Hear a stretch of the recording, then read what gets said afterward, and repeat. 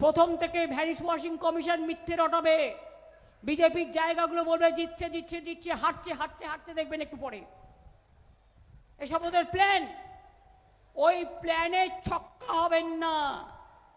ওই প্ল্যানটাকে মাথায় রেখে দরকার হলে আগের দিন রান্না করে রাখবেন, সকাল থেকে রাত পর্যন্ত ইভিএম মেশিন যতক্ষণ না যায় মা বোনেরা পাহারাদারি করবেন।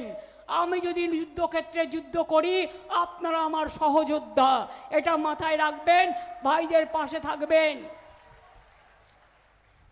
ভোটের দিন থেকে কাউন্টিং এর দিন লক্ষ্য রাখবেন, ওই 3-4 দিনে যাতে মেশিন ফ্লপ করতে না পারে, হ্যাক করতে না পারে, মেশিন দখল করতে না পারে। কোনো মেশিন খারাপ হয়ে গেলে সেই মেশিনে ভোট অ্যালাউ করবেন না। নতুন মেশিন সবটা গুনবেন, আপনার ভোট অন্য জায়গায় পড়ছে কিনা দেখবেন। আর আমি মা বোনদের বলবো, ভোটের দিন কাউন্টিং এর দিন আর ভোট প্রচার শেষ হয়ে যাওয়ার পরে 48 ঘন্টা আপনাদেরই পাহারা দিতে হবে।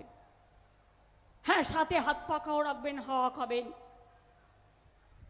যে আদেশে চুলো বাদে ঘরে সব কিছুই থাকে, যা বাড়িতে ব্যবহার করেন সেগুলো নিয়েই দরকার হলে রুখে দাঁড়াবেন, রুখে দাঁড়াবেন, মাতঙ্গিনীর মতো রুখে দাঁড়াবেন, মাতঙ্গিনী হাজরার মতো রুখে দাঁড়াবেন, ঝাঁসির রানী লক্ষ্মীবাইয়ের মতো।